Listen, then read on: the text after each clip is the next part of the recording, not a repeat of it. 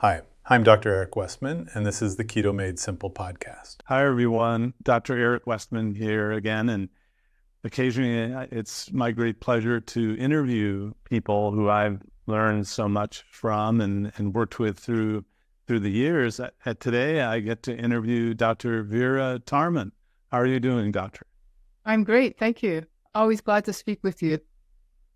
Well, we have an overlap, and you're more an addictionologist, and I'm, maybe a carb addictionologist. We'll have to get into that. But tell me, assume the viewer knows nothing about the past, hasn't seen any of our interviews before. How did you get into the food addiction, sugar addiction world? And I always found it very interesting to hear your experience with other, what people call, hardcore addictions. But hopefully by the end of this, people realize that sugar is just as hardcore as any of these other ones. But anyways, so please tell us a little about yourself. Okay. Thank you, Eric. I was like many young women in my early university years struggling with my weight. And I always lost weight and gained it back again, and lost weight and gained it back again. And I just didn't understand why that was happening, because I'd have the perfect diet that would allow me to lose weight. But then something would happen and I would slip back into my old ways, despite the fact that I knew that they weren't helpful, and without seeming control, eat foods that are not good for me and then gain weight. And it wasn't until I got into the addiction field. Initially, I was a family doctor. I worked actually mainly with HIV patients during the whole HIV crisis. And then when that kind of settled in the late 90s, thanks to the medications that were introduced, the protease inhibitors that virtually saved people's lives, I switched back to family medicine. And given the neighborhood that I was living in, I'm in downtown Toronto, a part of downtown Toronto was a lot of drugs. I got into, I wanted to learn more about the patients that I was seeing. So I got into addiction medicine. And it was a number of years in addiction medicine, learning those concepts of, which we'll be talking about, inability, despite negative consequences, still using the substance to my detriment, and wanting to stop and not being able to stop, that I clued in, oh my God, this is the same way that I behaved and have been behaving with food for years. And it wasn't until I came across Nora Volkow, who is I think she still is the American Society of Addiction Medicine president or CEO. I'm not sure what a lead voice in that organization, publishing a document on food addiction, sugar addiction, as being as powerful as cocaine, that I thought, yes, it is. And she has research to prove it. And since then, so that would have been in, I'm not exactly sure what it was, 1996 or 8 or something like that. I've been on the bandwagon, first of all, convincing myself, because I thought one day, I just have to treat this like any other addiction that I'm treating my patients for. My way that I'm eating sugar and ultra-processed foods, and then I'll get better. And I did. And it was that second guessing myself, because in society, nobody buys this concept of addiction. And I would talk myself out of it, saying, "Won't be silly. You're pushing the envelope." Nora doesn't know what she's talking about. It's not that cut and black and white, but it is that black and white. And once I convinced myself that this was doable, then I started to speak to more people. I discovered I wasn't the only one, but the more people I spoke to, the more people said, yes, this is my experience too. That motivated me to get on the bandwagon to talk about this more publicly. And then thankfully, at the same time, other people were. I'm meeting those people, and more research is coming out. And so actually right now in 2024, I don't know how many, there's been a spike in research on food addiction. So it's finally reaching that tipping point. Yeah, it seems like it takes forever, doesn't it? Yeah, I remember those days. I was in the nicotine area. I worked with the inventor of the nicotine patch, Jed Rose. Well, I still am during Durham, North Carolina, and he needed an MD to be part of his research team, and to screen patients and to be on the forums and all that. So I got involved in one of the first nicotine patch clinical trials ever. It was a patch that was made in Korea, I think, and they brought it up. This is the early 90s. And I remember I was going to nicotine meetings, and Nora Volkow was very vocal about this, and NIH studies were now starting to be done on Nicole Avena. Started, the animals preferring sugar over cocaine, and but it's kind of crazy that it takes going to a mouse to see what's going on in a human. I mean, that's just kind of the NIH way. But so Dr. Jed Rose, who is an inventor and the PhD I worked with for over 10 years, kind of introduced me to the idea of addiction generally, but then also that it's not just nicotine in a cigarette, it's the cues, it's the taste, it's the smoke. I mean, there are all these other things that are going on, which still applies now that we talk about sugar and the food and the wrapping of the sugar around the fruit and the starches. Anyway, so yes, and it is, I'm afraid it takes 10, 15, 20 years for what the scientific discoveries start making it into the clinical world and clinical research. So I'd forgotten that you had the personal experience. My similar experience is that I needed something practical for my patients who were having trouble losing weight, and two of my patients actually lost weight in front of me, and I asked them how they did it. And that's how I got introduced to this kind of interesting, novel idea that just cutting carbs might help you lose weight. It occurred to me at the time that this was kind of like smoking cessation. It was like a cold turkey, for at least the method I learned. It was cutting all the carbs on one day, not unlike the old time-honored quit smoking cold turkey for quitting cigarettes. But now people can get help for nicotine addiction, and there are medications that can be helpful, but a lot of people just did it on their own. It's kind of fascinating. I'd be interested in your experience with people quitting substances. I mean, some people can just say, I heard recently, I put the pack of cigarettes on the table. That's my Southern accent, sorry. Back on, and I just laid them down and I quit. And so in some people's brains they can just quit, and then other folks, it's harder. That must be true. But now, tell us a little bit about your history with the HIV and drug community, because that, most people think of that as, well, that's real hardcore addiction, and we're just talking about food, right?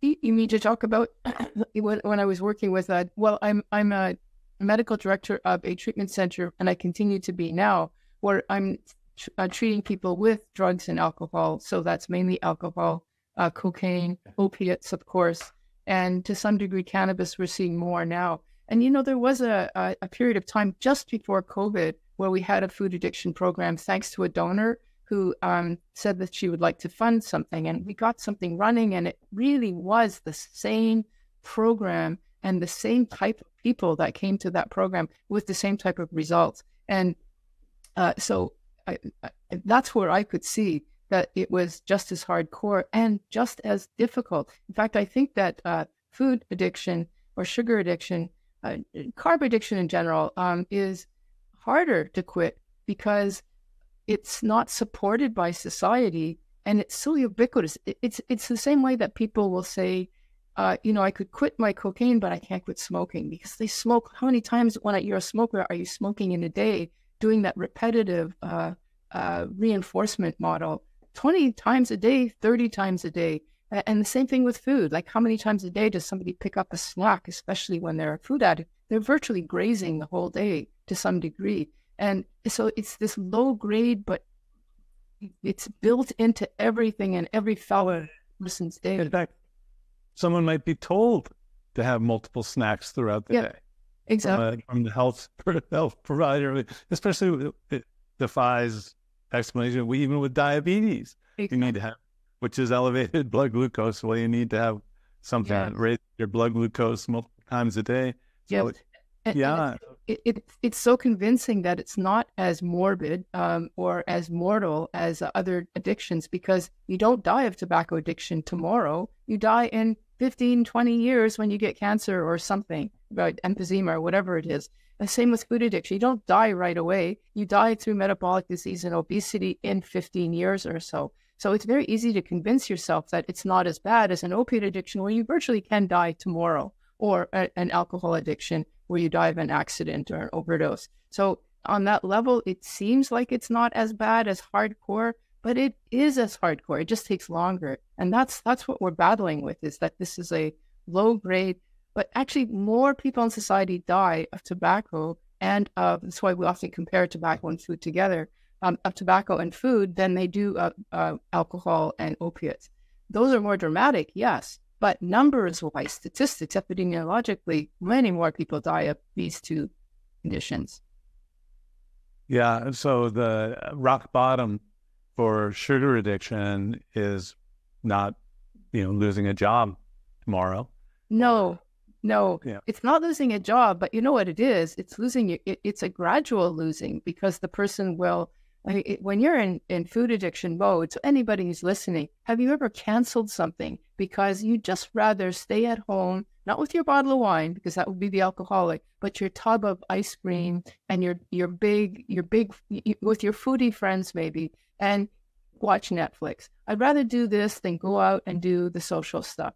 I'd rather, now I've eaten so much, I don't feel well, I'm going to call in sick. I'm going to call and I cancel something. So you don't lose your job, but you do start to lose, in a way, some of the same things again, but it's slower.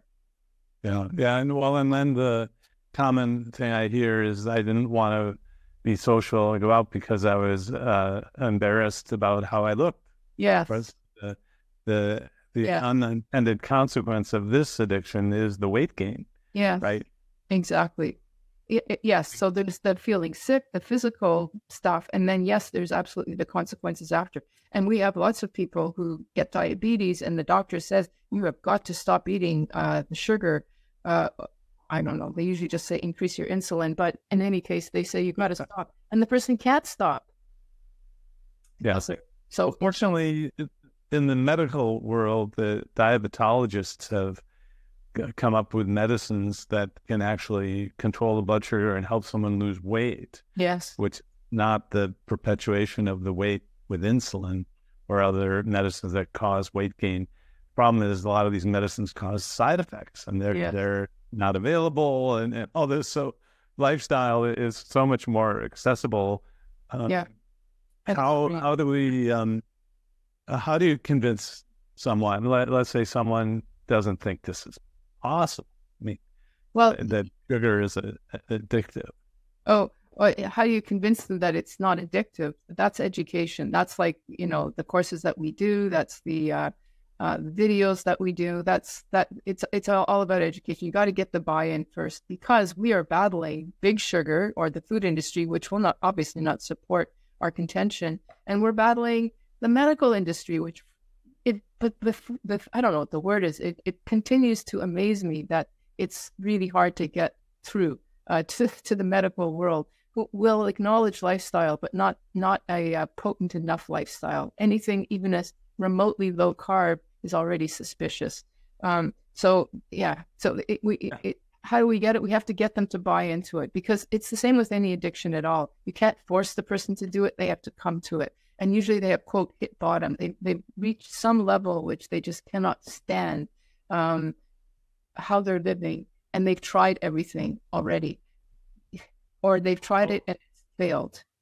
Yeah, how would someone then come to the realization that they have a sugar or carb addiction? What would someone notice in themselves? I don't know if they come to the realization when they walk into your office or my office. I think they come in saying, I don't know what to do. I'm on a weight stall, or I'm gaining weight and I'm doing everything. And then, of course, when you start probing the questions, then it'll be, well, yes, I'd follow a diet, but I keep slipping off, like my experience when I was younger. It's this constant, I guess it's the weights going up and down and up and down. And we both know that when a person's weight goes down, when it goes up again, it's likely to go up a little bit more than the first time round.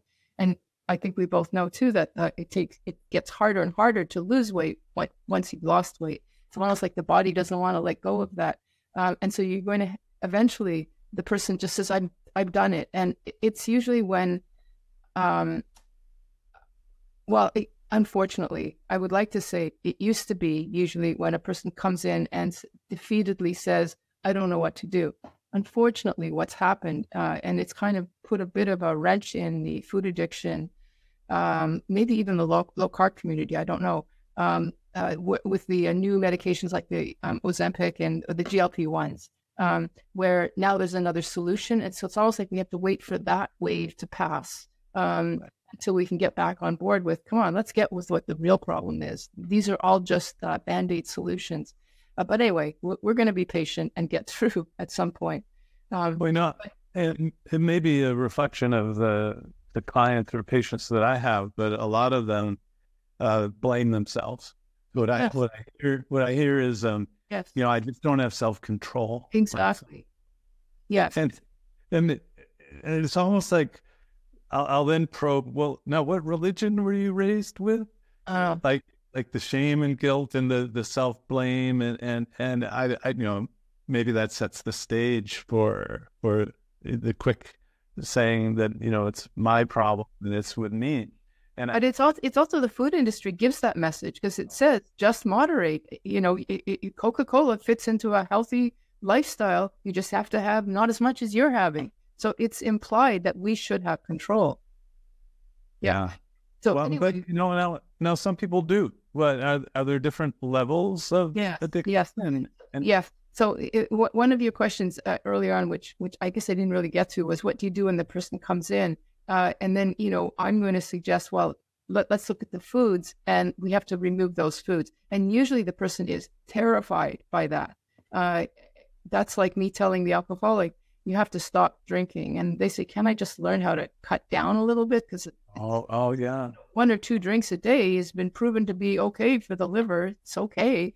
But the problem is the person can't because addiction is the thing that's in the way. So we have to. I see that all the time where people get terrified with the idea of dropping the fruit and the rice and the potato. Tell me a little about that. So if someone who gets afraid of the answer, that should tell you that this is not rational, right? Absolutely. Well, because I think anybody will admit that food is pleasurable. It gives comfort. And I don't know if people realize how much they rely on that comfort. We can call that comfort eating, but at a certain point, we can call that addiction because the person relies on that. And so now I'm taking away their main coping mechanism to deal with life. It's like, not just how will I get through life, but how will I get through the rest of the day? How will I be able to sleep tonight? You ask the alcoholic who uses their bottle of wine to pass out at night and chill after a busy day, how will I stop? If I stop drinking, what do I do? And that's the same reaction that people will have, but they may not realize that. They just feel, oh my gosh. And you're right. If you see that kind of reaction, there's a sign that there's a stronger attachment to that food than food is meant to be. Food is meant to be pleasurable while you're eating, while you're hungry, while you're eating, and then when you're full, it's pleasurable, but it's not as pleasurable anymore because it's built into our hormonal mechanisms that we won't enjoy the food as much at the end of the meal as we did at the beginning. It's the ghrelin-leptin complex working on our behalf. And when that doesn't work anymore, something else is going on. And that's the concept of addiction. I wonder if clearly advertisers and companies know that if they put a picture of a cigarette and a smoker, people are going to want to smoke. If you're someone who watches ice cream or a Coca-Cola commercial and it tugs at you, is that normal? Exactly, and that's done intentionally. All of us probably have had the experience of walking by a shop and you smell the delicious bread or the delicious whatever it is, pastry that's in there luring you in. You had no idea about that until you walked into that cloud of chemicals wafting in the air. That's an intentional lure. And that's exactly how our reward circuitry works. And somebody is very clever in the food industry. They're called food engineers, luring us in by those kind of tools. And once we recognize, once you put the glasses of addiction on, you see that for what it is. And hopefully that will make you aware and make you a little bit angry. Somebody's making a lot of money off my illness. Yeah, I mean, does it help in any theoretical way to turn that emotion against oneself toward a company? Yeah, I think so. Try to do that. The anger against oneself, of course, is another way of thinking about depression. And yeah. I'm shocked. No, I'm repeatedly seeing people have trouble with addiction and emotional eating and with mental illness, with depression, anxiety. Yeah. And so does it wrapped up as how does it overlap with mental illness? Well, any drug at all, if a person is alcoholic or a cocaine addict, whatever, it's messing with the same neurochemicals as our moods in general are. So anybody who struggles with an addiction, and that includes sugar, is dealing with a topsy-turvy, messed up neural circuitry. And of course, the person's going to be anxious, depressed, bipolar 2. Just throw ADHD, just throw the diagnosis and it'll probably fit.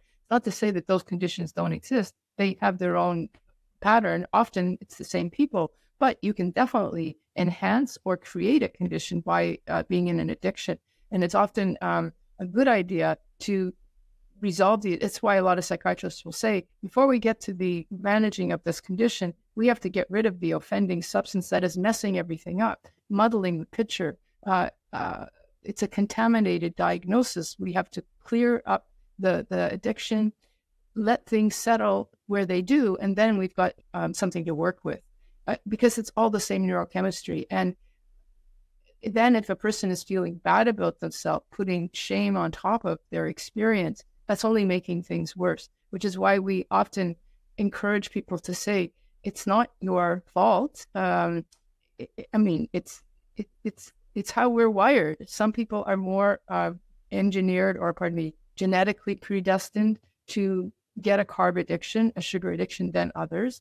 And everybody, I think, is game for it, but some more quickly than others. That's not our fault. And then if we didn't know better and we thought, like so many of us, especially people in the vegetarian vegan world, we're eating all sorts of healthy carbs, but only carbs, not knowing why they're not doing well because they're carb sensitive, essentially carb allergic, then that's not their fault either. That's lack of education. So, and when you are in a depressed, self-loathing mode, it's not going to help the addiction at all. Addiction is all about recognizing it and then feeling good about the recovery changes that you're making. You won't make changes permanently in a negative mind state.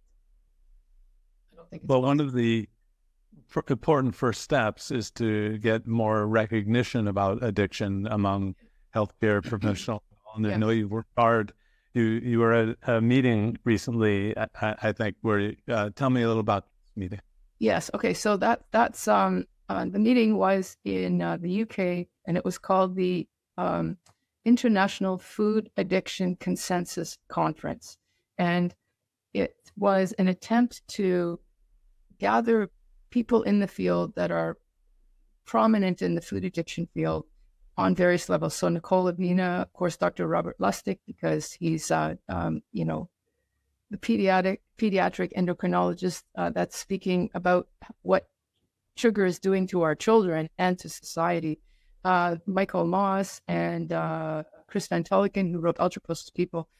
So getting people in the same room to say, okay, food addiction exists, but one of the things that we have not yet determined, and here's where the consensus comes in, is what should we call this thing? Should we call it carb addiction? Should we call it sugar addiction? Should we call it ultra processed food addiction, or just addiction, food addiction in general? And I am privy. I like the terminology of just food addiction because it's an umbrella term that captures them all. But I'm okay with what we came up with, which was ultra processed food addiction, because ultra processed food addiction is the entry point for most people. If we didn't have ultra processed food, which we didn't like 200 years ago, there was much less of this problem. And although carbohydrates have been developed, it's been the refined ultra processed nature of them that makes them so damaging and so addictive. So that's what we came up with. And the goal of that day was to come up with something that we could present to the ICD and the DSM 4/5 committee, because we want to get this condition acknowledged in the medical world. It still isn't. And part of the problem has been that we haven't been able to define what we're actually talking about, because we want to be talking about the same thing. And then what solutions that we have that are different than what already exists, which is eating disorders. And we can talk about that in a few minutes. The differences, So they are different. really important work, because the ICD and the DSM, these are the organizations that allow doctors to code and to bill for things down the road, billing for it. But I'm curious, how is the discussion to leave in sugar or to take sugar out? Because I bet it was more political than scientific discussion. Yeah, well, the whole thing is actually political to some degree, because the food industry is involved and everybody has their own points of view that they're trying to push. I don't think we focus so much on sugar addiction as promoting the concept of ultra processed food addiction, which includes sugar, because we're not talking about the sugar in fruit. We're not talking about the sugar even in corn, as it is a corn on the cob. Of course, that can be a problem, but for most people, if they just eat unrefined, non-processed food, they're not likely to have a problem. And we can talk about the stages of food addiction next, if you like. But it was mainly to agree on this concept of ultra-processed food addiction, with the understanding that sugar addiction was included. I see. Yeah. So what are the different stages? Yeah. So what I wanted to talk about in that conference was the concept of abstinence, or as you said, cold turkey. And cold turkey, I am with you that I believe that's the most effective way. I know that it's the most terrifying way. And if we want to lure people into our practice, maybe lure is not the right word, make them comfortable coming into our practice and not running out the door, we may say, okay, all right, let's make it easier and adopt a softer touch, which you might call harm reduction. And so the concept of harm reduction in the food addiction world is becoming quite prevalent, like it is in the whole addiction world entirely. Let's just reduce the harm. Let's just make it a little bit palatable for you. And then ultimately, when you're ready, we'll move to the next step, which is complete abstinence. And I wanted to speak in my talk about, okay, that's fine. We have a harm reduction model, but I don't want to lose sight of the goal, which is abstinence, if you want to be free of the cravings. Because if you're in a harm reduction model, you're still eating something that's feeding the cravings, and therefore you're not completely at peace. So let's not lose sight of the goal that if you're ready to go to peace, there is something called abstinence, in other words, cold turkey. You may not jump into the water right away, but eventually you want to get in the water. And that's what I wanted to talk about. And as a way of explaining why that was important, I introduced, it's actually not my introduction. We've talked about this many times, but I wanted to have it in the literature written somewhere. This idea that there are stages of neuroadaptation that happen, so that when a person is exposed to any drug, including sugar, initially, it's pleasurable, it's comforting, it's nice. So there's that. And we could call that recreational use, early stage, if you will, or pre-food addiction. But if you expose yourself, like even if you have a cigarette once in a while, you're not a smoker if you are only having it once in a while. And where you might have seen that in the past was in religious traditions where they would smoke the pipe or something like that. And but that's all they did. They're not smokers now. They're not thinking about it in between pipe smokes. It's just there once in a while. But then when you adopt a pattern of regularity, and you're actually making the brain make changes to adapt to that change, then the more you adapt, the more you want of that substance. And so that there's a next stage, which is earlier or middle stage. And you might still be able to stop there, which is why cold turkey may not be necessary. But if you continue to stay in that flow, eventually you will become so neuro-adapted that there's no going back. And so abstinence becomes the only mechanism for success. That would be like a person who they might be pre-diabetic, and while they're pre-diabetic, if they stop, their sugars are normal and they're good, and maybe they can have a little bit of sugar, no problem, once in a while. But if they've become diabetic, their sugars can become normal, but they're not normal anymore. They're diabetic in remission. And I want to say that food addiction becomes a condition that you can seek remission only. You don't seek cure. And that abstinence is, there's a line that you cross in all addiction, where a person will say, I just have to stop drinking, stop smoking, because if I have one, I will be a pack-a-day smoker again, or I'll be having the 2-4 on the weekend again.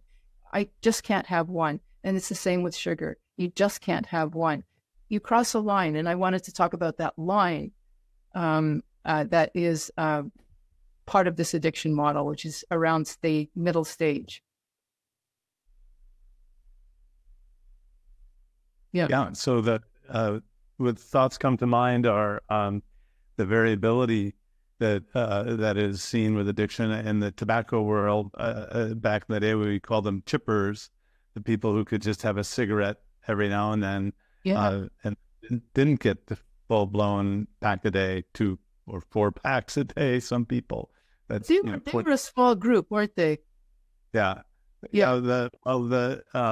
And then whether it was worth telling them to stop smoking or not was of debate, but the political will of the government was that there should be no tolerance at all. But anyway, back to sugar, and so someone is trying to give up, go warm chicken, as it was called. That was a friend of mine who ran the Duke Smoking Cessation Clinic for a while. He called it warm chicken. It was the brand switching, nicotine fading idea. Right. If someone tries to get rid of sugar and starch, and what are the hallmarks of addiction that you might clue someone, you might realize, hey, you are addicted to this stuff? Well, if they've already tried, then they're already going to be able to give me some history about how they are. So, I mean, the hallmarks of addiction, so that you could say, all right, we can do the warm chicken, or maybe we need to do the cold turkey, because the warm chicken just prolongs the agony if you are actually a food addict. If you're not, then great. So you might want to do a trial, yes, but you have to think about how much agony you want to prolong. So if you have the cardinal features of food addiction would be basically if you have a strong craving for the substance. Now, like I said, we like food. We do, but that's built into us. And we like sweet food or energy-dense food. So that would be sweet and forward. No, it's not like, it's love. I love. Exactly. I have a preference. I like it. And also, by the time I'm filling up, the preference kind of goes away. I don't want any more of that delicious whatever it is, because I'm full. Thank you. But when that is lost, our intuitive sense of when we're full is ignored, and we still have this sense, it's like an itch, it's like a mental, but I still want a bit more just to feel something. That's not appetite. That's why there's no use in looking at appetite suppressing drugs, medications, because it's not about appetite, it's about craving.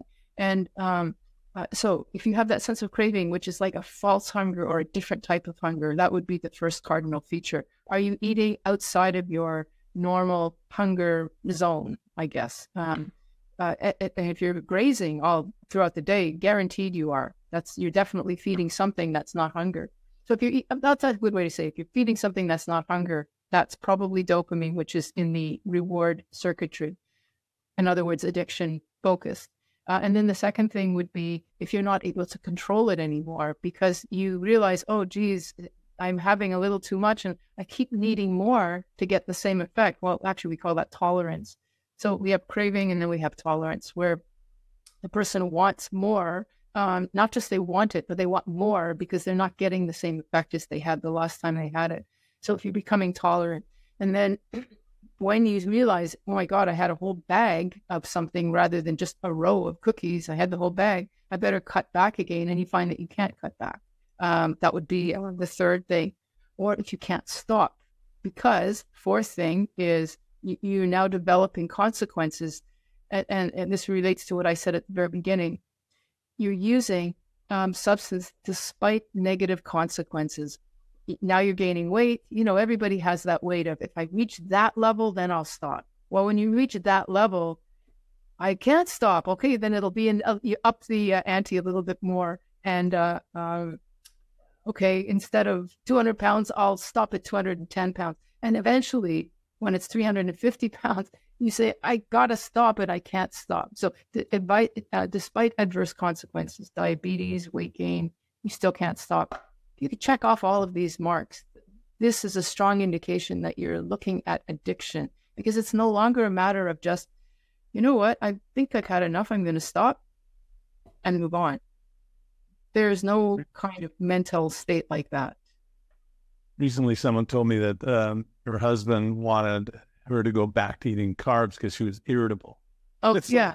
With the irritability in there, or the hangry, it's unsettled. Yeah. It has to be, the brain adapts to what's it's given for food and for addictive substances.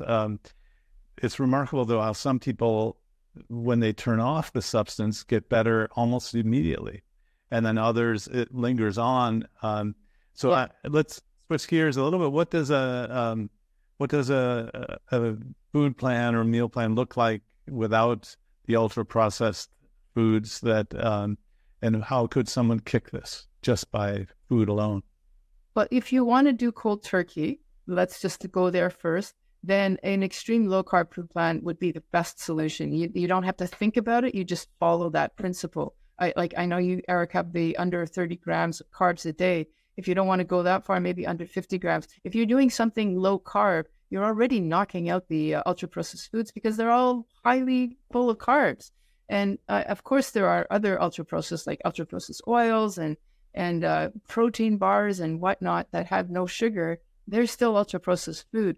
But if you want to get a first principle, that would be it. That would just cut out. I think the language has changed through the years. Now, keto is used as a term to designate low carb, but I'm glad you mentioned these keto junk foods that are out there. And so if you hear keto and you've tried it, but it didn't work or you had trouble, find a method that really has been tried and true. That our method came about, 150 years ago, before there were ketone gummies, for example. So keto, low carb, under the 20 or 30 total grams, not net, per day is the method that we teach, which works great for some, not great for others. What would other alternatives be? Well, okay, so that would be like the first hardcore cold turkey. If you want to go a little easier, it's still pretty hardcore. It's just avoid ultra processed foods. And so that would mean that if you need to eat carbohydrates, you might eat, like, it'll work out to probably 50 or 60 grams of carbs, where you're eating vegetables, a lot of vegetables. People can usually manage, well, I shouldn't say that. If you've lived on a diet of ultra processed food like most of your life, unfortunately, so many of our children are doing that, they're going to find having an unrefined processed food, even if it's, roasted Brussels sprouts and carrots and all those things, which are fairly healthy, they're going to find that hardcore. But anyway, disgusting even. Yeah, exactly. But that, like a unrefined, just avoid processed foods would be a really good plan as well. My perspective is, get rid of the sugar. So mine, that would be two approaches. You want to be a little more, I don't know if this is an alternative approach. I don't know if it's easier or harder. Avoid sugar for sure. Definitely liquid sugar. Definitely get rid of pop and alcohol. And avoid any added sugar as number one. And then you have to find after that, what are the foods that still call to you, like bread, for example. So usually it's refined carbohydrates. Like if you follow a food addiction plan, you're going to find that your food plan becomes lower and lower carb anyway, because more foods are that are addictive are in the carb variety, because we become very carb sensitive.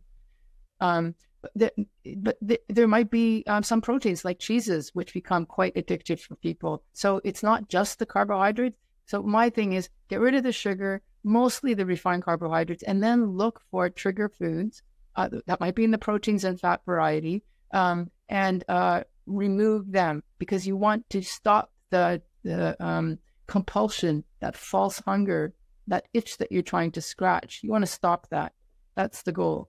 And then when you find that, you're going to be what we call food serene, food sober, and then you will eat appropriately your 2 or 3 meals a day with no snacking in between, because we do want to have some level of fasting. It may not be a full 14-hour fast. We want to have some time where the body is repairing itself, like at least 4 hours, 6 hours even better, in between meals, so that there's something like that. And if you're eating the right foods, you'll be able to do that happily. But I hear this all the time. But can't I have sugar ever again?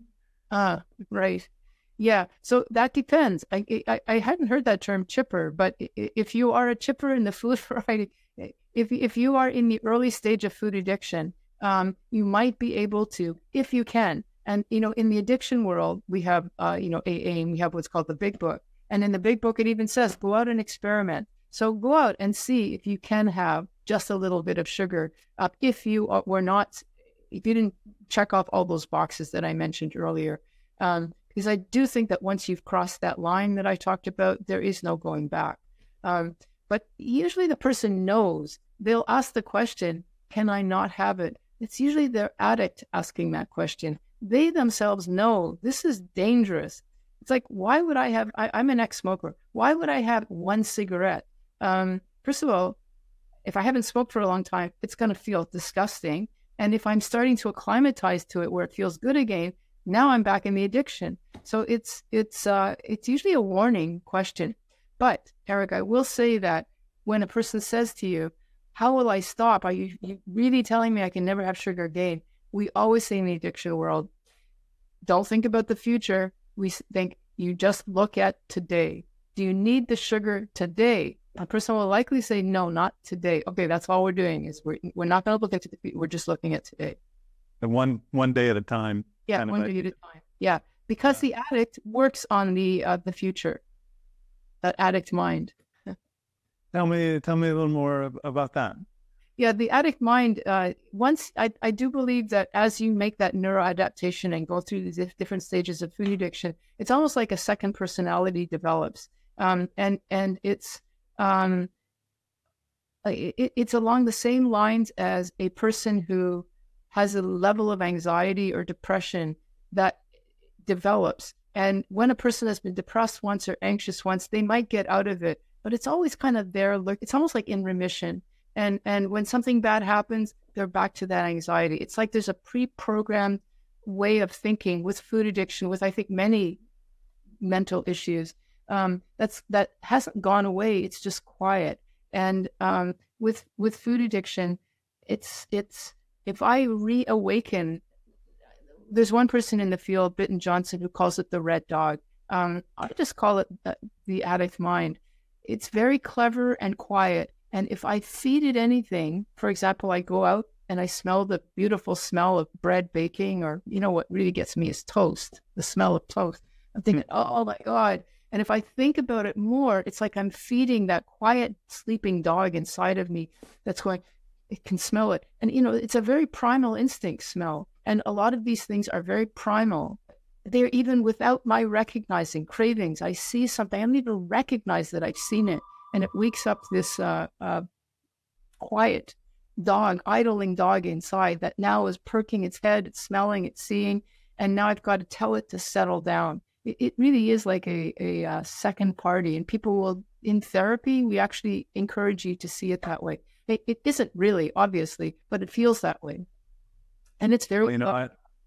I've had some people now follow with me for 15 years in a clinic, weight loss clinic, because they're worried that the weight's all going to come back tomorrow.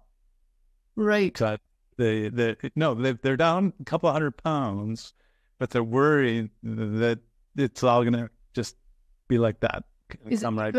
Are they afraid they're going to stop doing what they're doing, or just out of control? Oh, yeah. Okay. Well, it's that kind of irrational anxiety. And I say, well, look, if your weight goes up 10 pounds, you get right back here. But still, they want to know they can come back. I think part of it, the haven, the first understand this. Wow, this so transformative to make that connection for some people, though. Yeah. And would you say that there's hope? Oh, absolutely. I mean, because I'm in this field, I get to see the hope to manifest it. We see in the world out there, the larger world, not our world, that so many people lose weight, they gain it back, and now we've got, the drugs that are snapping those people away, and now they're losing the weight. I'm just waiting for them to eventually develop tolerance to that medication or whatever, and then they're going to gain it back. So that's the world out there. But in our world, in my world, where people say, yeah, you're right, addiction fits, and then they follow all the therapeutic guide. Because when you adopt the addiction modality, you've got a ton of tools you didn't have, that those doctors out there in that other world don't have.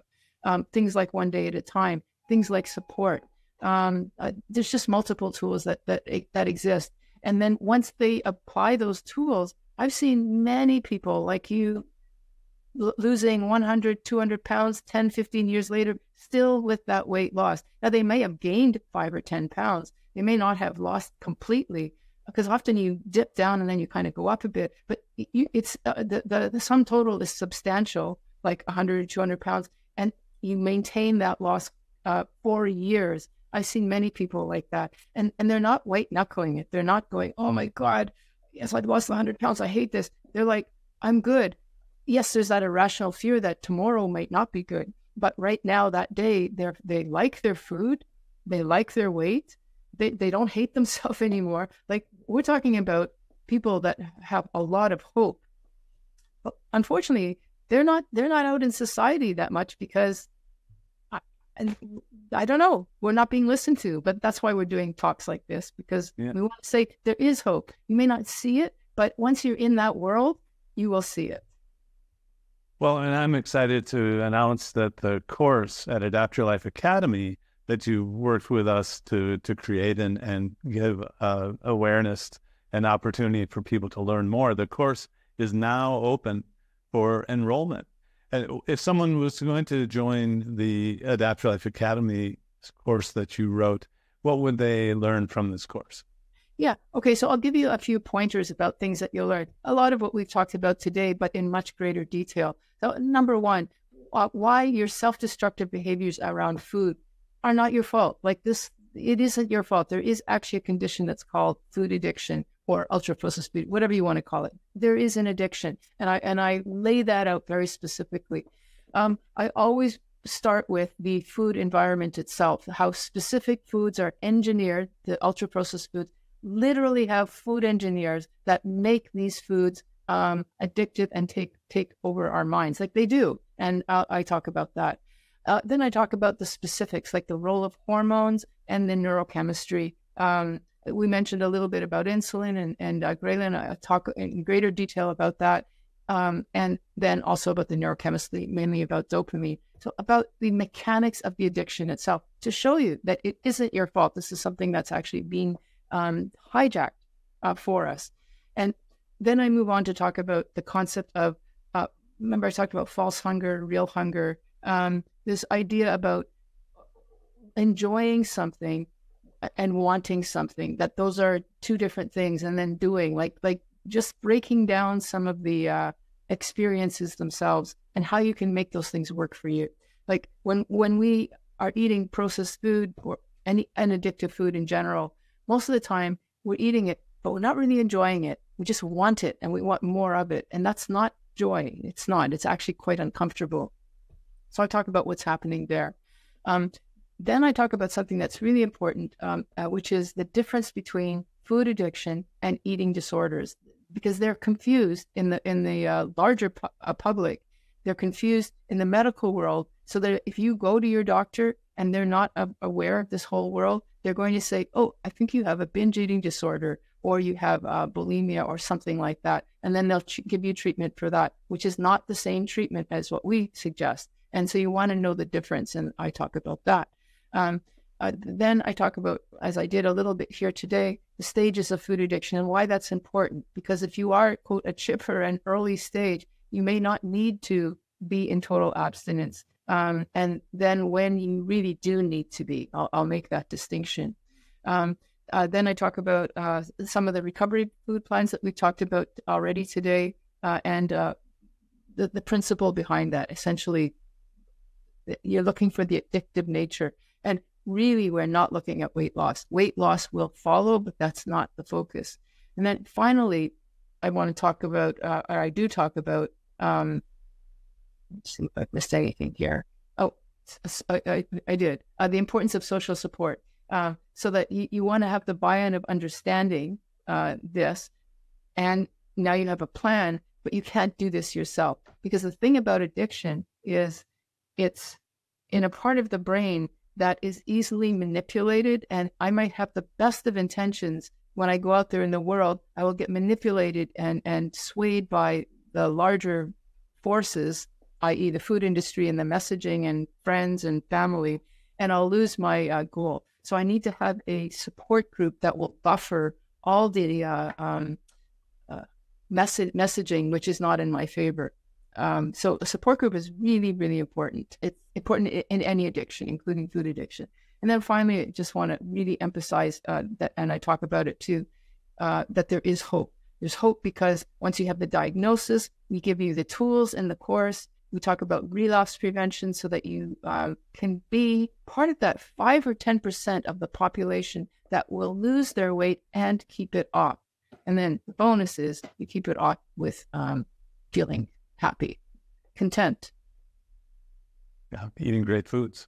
Yes, exactly. And enjoying those great foods. It's been a pleasure to see a number of people take the course and have improvements. And, you know, I'm teaching more people online now than in my clinic at Duke, just because of the sheer volume that can be achieved online. So thank you so much for creating the course. Check out Dr. Tarman's course at Adapt Your Life Academy now, if any of this interests you and you want more information. Thanks again for spending your time, and thank your cat for me for taking the time. Thank you, Eric, for asking me again. My pleasure.